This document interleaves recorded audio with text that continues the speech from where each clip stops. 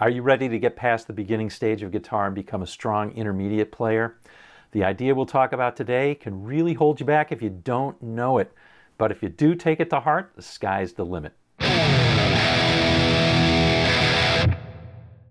When we started out blues or rock soloing, most of us learned the minor pentatonic box pattern. And it's great because it's easy and so many classic rock and blues licks come from it. And not only that, but it's a great place to develop our chops and develop our feeling on the guitar.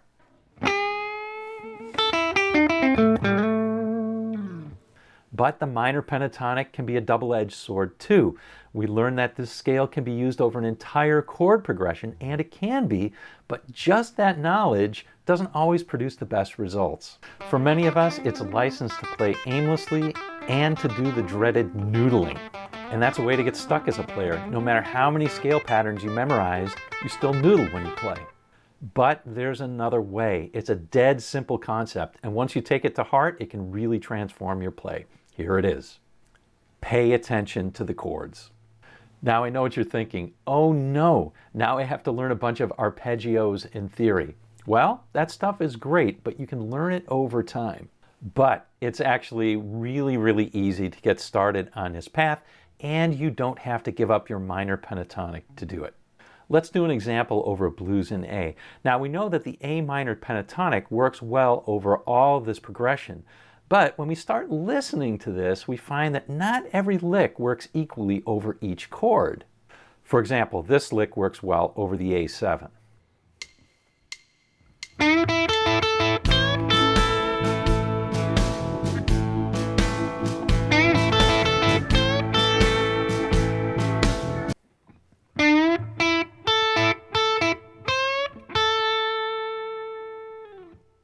But that lick doesn't work as well over the E7 chord.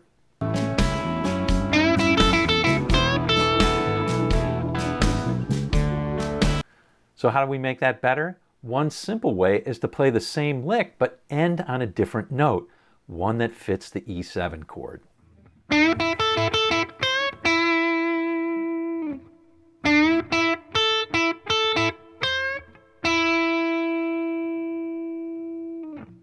Great, so that takes care of one lick, but how do we do it for the entire minor pentatonic box? Here's how. We take the minor pentatonic.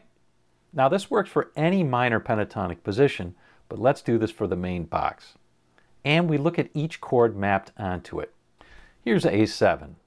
Now when we're playing over A7, any one of these notes will make a great final note for our phrase or lick. Now here's D7. When playing over D7, any of these notes make a great final note.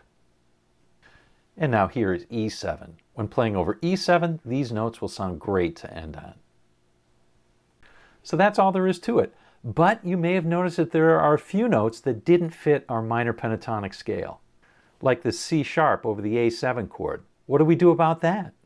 It turns out it's totally fine to play that note over the A7 chord. But I find a lot of guitarists who are resistant to that. So if you just want to use the chord tones that are in the minor pentatonic scale and resolve to those, that's totally fine too.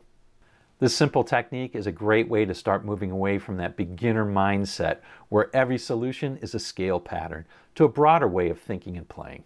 If you're struggling to move from that beginner intermediate stage to being a solid intermediate player and having more confidence, click on the link in the description below to get on the notification list for my Blues Guitar Transformation Workshop. In just 4 weeks, you'll be playing blues that comes from the heart, not just from the head. And it's not some magic pattern. You'll learn real concepts and you'll develop real skills. The sign up is in the link below. There's no obligation whatsoever, so sign up and I'll notify you when the next workshop is available. See you on down the road.